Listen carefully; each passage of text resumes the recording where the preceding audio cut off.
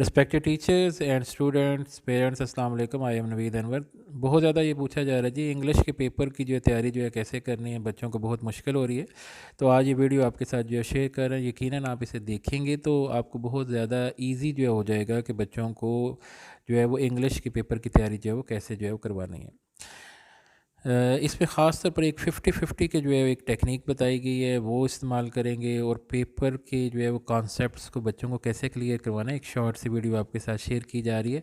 अगर आप इसको एंड तक देखेंगे तो पूरी तरह इंशाल्लाह आप जो है समझ सकेंगे और एक अच्छी तैयारी बच्चों को करवा सकेंगे।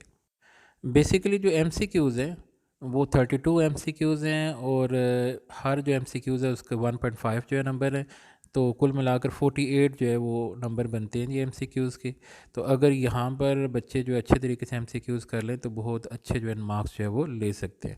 तो कैसे वो एमसीक्यूज़ हल कर सकते हैं ये आपके साथ शेयर कर, ये पेपर आपके साथ जो है वो शेयर किया जा रहा है जी। तो इसमें बच्चों की तैयारी कैसे करवानी है ज़रा आप जो है देख लीजिए। सबसे पहले जो है बच्चे को स्टेटमेंट जो है पढ़नी आनी चाहिए और उसका मफ़हूम वो समझ सकता हो। अगर वो क्वेश्चन की स्टेटमेंट को नहीं समझ पा रहा तो फिर वो सही आंसर को तलाश करना उसके लिए मुश्किल होगा और वो गलत ऑप्शन की तरफ जो है वो चला जाएगा या कोई भी तुक्का जो है वो मार देगा। तो सबसे जो पहली और बेसिक जो ज़रूरत है कि बच्चे को रीड आना चाहिए और उसको अंडरस्टैंड जो है कर सके। देखिए क्वेश्चन 1 में लिखे select the correct expression for the following sentence. नीचे देखिए एक जो है वो एक स्टेटमेंट दी है, तो वो स्टेटमेंट क्या है, उसके बदले में क्या एक्सप्रेस जो है वो कोई करेगा। देखिए लिखा हुआ है but I think it's not good for your health. तो कोई एक्चुअली एडवाइस दे रहा है और वो दे रहा है, ले नहीं रहा, पूछ नहीं रहा है। तो क्या कह रहा है कि ये उसकी सेहत के लिए अच्छा नहीं है। तो कोई एडवाइस दे रहा है, तो इसके लिए अगर आप गिविंग, पहला ऑप्शन है giving opinion, asking opinion, asking for help, requesting someone. तो आप क्योंकि बात हम कह रहे हैं कि कोई आप जो है वो ओपिनियन दे रहा है तो फिर ए ऑप्शन जो है वो सही रहेगा। तो उसमें गिविंग ओपिनियन जो है वो सही आंसर होगा। इसी तरह सेकंड की तरफ चलिए, देखिए the antonym for good is. तो बच्चे को पता होना चाहिए कि एंटोनिम है क्या है। तो उन्हें पता होना चाहिए कि एंटोनिम्स किसी का वर्ड का अपोजिट होता है, किसी वर्ड का मुतजाद होता है या उल्ट होता है। तो ये अगर उसे पता है तो वो गुड का इजीली जो है वो अपोजिट जो है वो चूज़ कर सकेगा। तो सबसे पहले ये ज़रूरी है कि क्वेश्चन को अंडरस्टैंड करे, उसको पिक करे, समझे और फिर आंसर जो है वो दे सकेगा। तो देखिए ऑप्शन में जो है गुड का एक अपोजिट दिया हुआ है, स्मॉल है, बैड है, अगली है, ब्रेव है। तो जो दुरुस्त है फिर ऑप्शन इसमें जो है वो गुड का जो है वो बैड है। नंबर 3 की तरफ चलते हैं। आई एम अ टीचर और बीच में एक डैश दी हुई है, my brother is a doctor. अब यहाँ पर कुछ वर्ड दिए हुए हैं, एंड है, बट है, और है, बिकॉज है। तो अगर वो बच्चा जो है वो यहाँ पर बट लगाता है तो देखिए I am a teacher but my brother is a doctor, तो ये कोई इसका सेंस नहीं बनता। इसी तरह आर लगाएगा या बिकॉज लगाएगा तो वो पूरी तरह सही मतलब नहीं देगा। देखिए ना, I am a teacher because my brother is a doctor. मैं इसलिए उस्ताद हूँ, मैं उस्ताद हूँ इसलिए क्योंकि जो है मेरा भाई जो है डॉक्टर है। तो ये तो कोई सेंटेंस नहीं। तो इसका बेस्ट जो ऑप्शन है वो एंड है। एक्चुअली बच्चों को थिंकिंग एबिलिटी जो है वो उसको जो है इस्तेमाल करना है, और थोड़ा सा सेंस को इस्तेमाल करेंगे तो इतना मुश्किल पेपर नहीं होगा। तो यहाँ जो क्वेश्चन 3 है उसका दूसरा ऑप्शन जो है वो 10 जो है वो ए है, एंड। नंबर 4 की तरफ चलते हैं जी। Identify the simile in the following sentence. Simile जो है वो तशबीह को जो है कहते हैं, किसी एक चीज़ और दूसरी चीज़ में जो मुश्तरक खूबी होती है वो जो है वो सिमिली की जो है बायस बनती है। जैसे उर्दू में भी तशबीह जो है पढ़ाई जाती है, जैसे अली शेर की तरह बहादुर है। तो हम बच्चों को जो है उर्दू में भी एग्जांपल देकर जो है समझा सकते हैं, इंग्लिश में भी बता सकते हैं। और आम तौर पर इंग्लिश में 2 बार एज़ आता है अगर सिमिली इस्तेमाल हो, जैसे एज़ हॉट एज़ सन, एज़ ब्रेव एज़ लायन। तो इस तरह बच्चों को आप सिमिली के बारे में जो है बता सकते हैं। ये बुक का हिस्सा मौजूद है, वहाँ पे भी एग्जांपल जो है मौजूद है। तो यहाँ जब आप पढ़ेंगे identify the simile in the following sentence, when I enter the house my sister was as busy as honey bee. तो देखिए यहाँ पर as busy as a honey bee, तो यानी कि ऐसे मसरूफ़ होना जैसे कि शहद की मक्खी है। तो यानी एक चीज़ को दूसरी से तशबीह दी जा रही है, इसी को जो है सिमिली कहते हैं। तो यहाँ बड़ा इजी है, अगर बच्चों को ये पता होगा कि जो सिमिली में 2 बार एज इस्तेमाल होता है, जैसे कि मैंने एग्जांपल शेयर किया, तो आप देखें चारों ऑप्शन में सिर्फ सी ऑप्शन ऐसा है जहाँ पे ये दोनों as busy as honey bee जो है तो वो इजीली जो है उसको जो है वो दुरुस्त कर देगा। लेकिन अगर तब वो कर सकेगा जब उसे पता हो कि सिमिली किसे कहते हैं और उसकी निशानी जो है वो क्या है। और कभी कभी लाइक का वर्ड भी जो है सिमिली के लिए इस्तेमाल होता है, वो भी बच्चों को बता दीजिए। नंबर 5 की देखिए, the soldier fought bravely. The word bravely is an adverb. तो अगर आपने पढ़ाया होगा बच्चों को कि मोस्टली जो है वो जब एडवर्ब आता है तो उसके एंड पर जो है वो एल वाई आता है, जैसे फास्टली है, नाइसली है, क्विकली है, हैप्पीली है।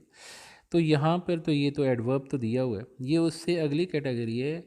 बुक में मौजूद हैं जो एडवर्ब की कुछ काइंड्स दी हुई हैं, अकसाम दी हुई हैं। एडवर्ब ऑफ मैनर है, एडवर्ब ऑफ टाइम है, एडवर्ब ऑफ प्लेस है। डिग्री तो है ज़रा डिफरेंट हो जाएगी, तो डिग्री का ऑप्शन तो बच्चों को जो है निकाल दें। तो यहाँ ब्रेवली जो है टाइम का जो है वो एडवर्ब होता है, उसमें किसी टाइम की जिक्र होता है, अर्ली लेट वगैरह।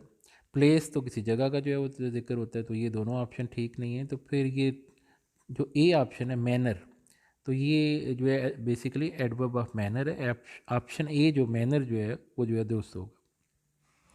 नेक्स्ट ऑप्शन 6 की तरफ चलते हैं। Join the adjective class with the main class using a suitable relative pronoun.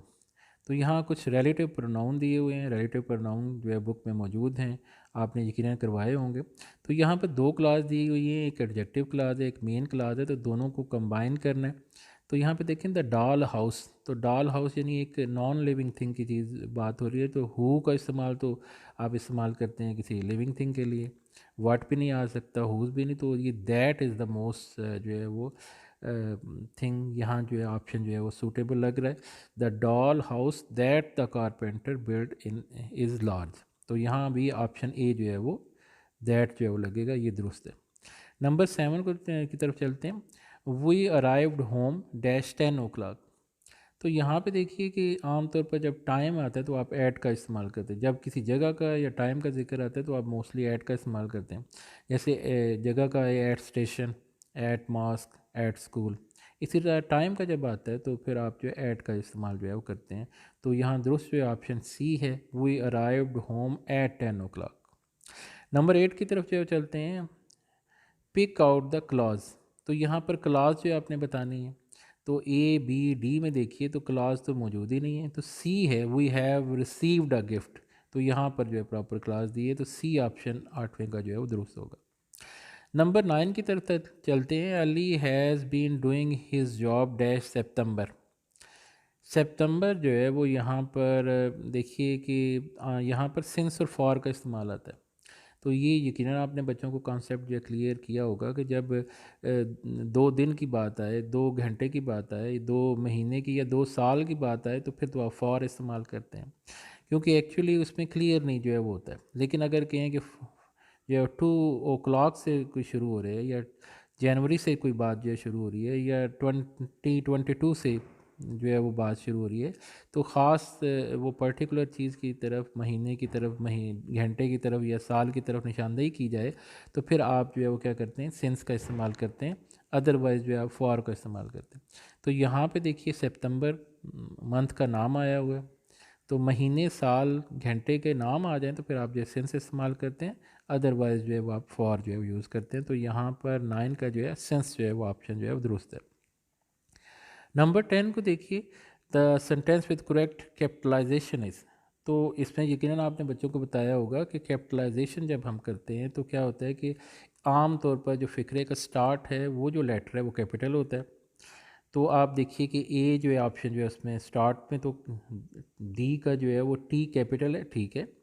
लेकिन एक और जो चीज़ बच्चों ने देखनी होती है कि सेंटेंस के अंदर कोई प्रॉपर नाउन तो नहीं इस्तेमाल हो रहा।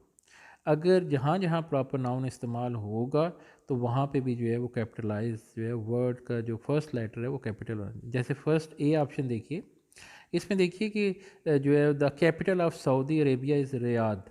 तो रियाद जो है वो सिटी है, जैसे जेलम सिटी है, जैसे दीना सिटी है, जैसे लाहौर सिटी है, तो उसका वो क्योंकि वो प्रॉपर नाउन है इसलिए उसको भी कैपिटल से शुरू होना चाहिए।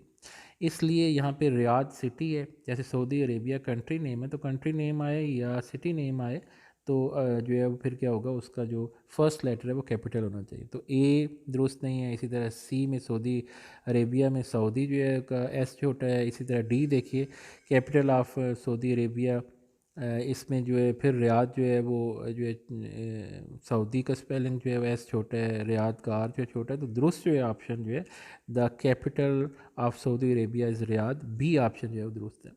तो बच्चों को इस तरह कंपेयर करके बताएं कि ताकि उन्हें पूरी तरह जो अंडरस्टैंड वो कर सकें।